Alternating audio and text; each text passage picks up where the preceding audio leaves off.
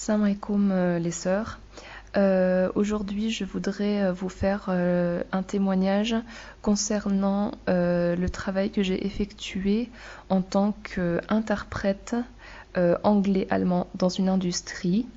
Que j'ai effectué via la boîte intérimaire Randstad. Donc c'était des missions intérimaires qui duraient un jour, 2 jours, une semaine, enfin voilà, en fonction de mes disponibilités parce qu'à l'époque j'étais encore étudiante. Donc pour ces missions, je faisais le travail donc avec un turban. J'étais pas encore prête à aller à me présenter avec le voile à ce moment-là.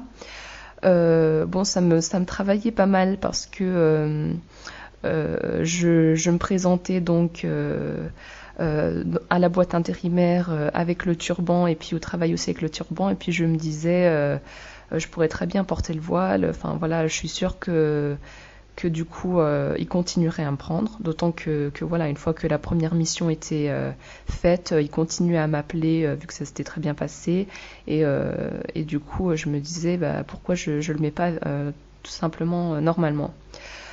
J'ai pas osé, mais c'est vrai que déjà à cette époque-là, je commençais à en avoir marre de la mettre en turban. Il y avait toujours des cheveux qui dépassaient. J'étais pas satisfaite. Je mettais pas toujours des cols roulés parce que voilà, il faisait chaud et puis voilà, c'était pas. J'étais faible. Mais bon, j'ai pas osé. Donc pour obtenir ce job, tout simplement, j'ai fait toutes les boîtes intérim de ma ville avec mon CV.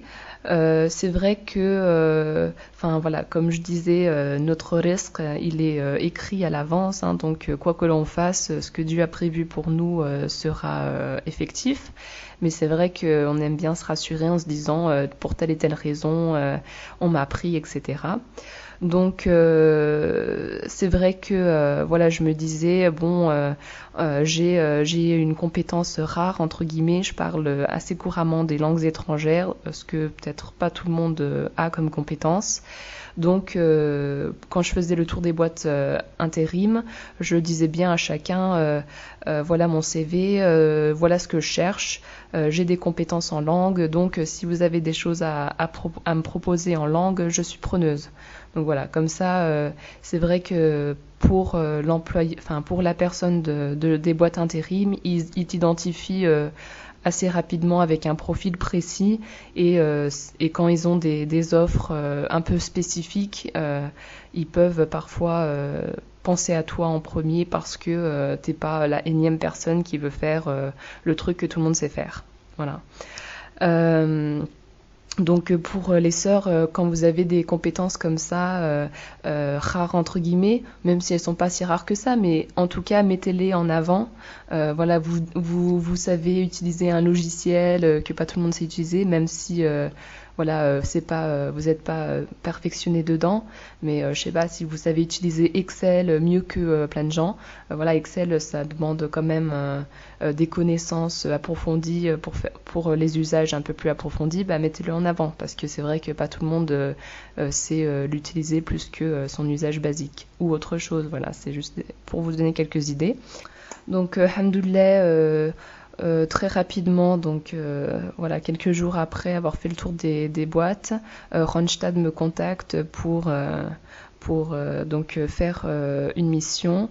Donc cette mission consistait à se rendre chez leurs clients qui était une industrie et qui avait besoin, en fait, de temps en temps, leur machine de production tombait en panne et ils faisaient appel à leurs techniciens. Donc leurs techniciens parlaient soit anglais, soit allemand, souvent.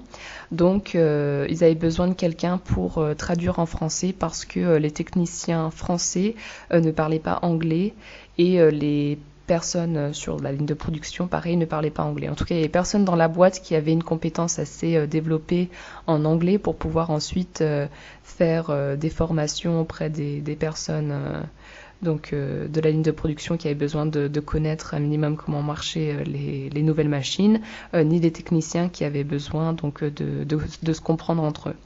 Après, comme pour toute mission intérimaire, on va dire, les clients sont dans le besoin. si on a la compétence au moins un minimum, je vais pas dire que j'étais très calée en tout ce qui était technique, etc. Mais après, ils sont très conciliants du moment que voilà, ils arrivent à comprendre le message général, ils sont contents. Puis plus d'une fois, je savais pas comment traduire les mots, mais après ils arrivaient à se comprendre entre eux, entre techniciens, etc.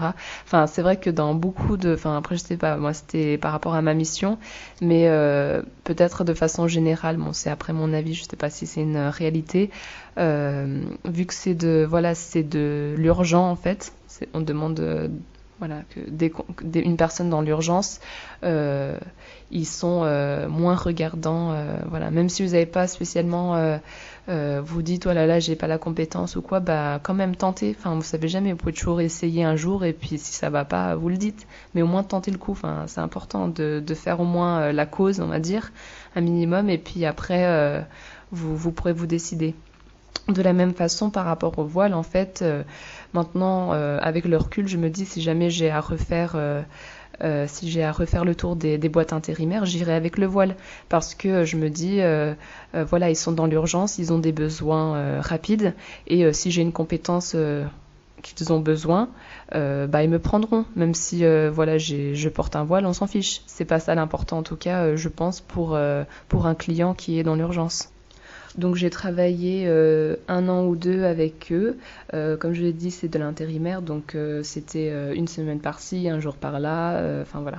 Mais en tout cas, c'était une très bonne expérience et c'est vrai que via les boîtes intérimaires, on peut avoir l'opportunité de toucher à des domaines qu'on ne toucherait pas forcément si c'était des CDD, des CDI, et ça peut toujours nous aider pour d'autres domaines. Enfin, c'est toujours bien sur un CV, et puis ça peut être une porte d'entrée via une opportunité de travail pour l'avenir. Donc, pensez-y. Donc je termine en disant que si vous aussi vous avez travaillé avec le voile, pensez à en parler, enfin de faire un témoignage, ce serait vraiment bien pour que d'autres sœurs puissent profiter de votre expérience et se rendre compte que c'est tout à fait possible de travailler avec le voile en France. Il y a énormément de sœurs qui désirent travailler avec leur voile mais savent pas forcément comment faire, donc ça peut être sympa de se donner des tuyaux entre nous et surtout de se motiver. Je pense que c'est le plus important aujourd'hui. Ensuite, si vous ne savez pas forcément comment faire, moi aussi, je viens d'apprendre à faire des vidéos sur YouTube. C'est vraiment très simple, c'est pas compliqué du tout. Mais en tout cas, si vous n'avez pas le temps d'apprendre, mais que vous aimeriez quand même témoigner, je serais ravie de vous aider. Enfin, je peux prendre contact avec vous, on peut faire un entretien téléphonique et vous enregistrer sur un magnéto et puis après faire le montage pour vous. Actuellement, je ne travaille pas. Donc vraiment, ça me ferait plaisir si ça peut aider la Oumma et si ça peut faire un changement.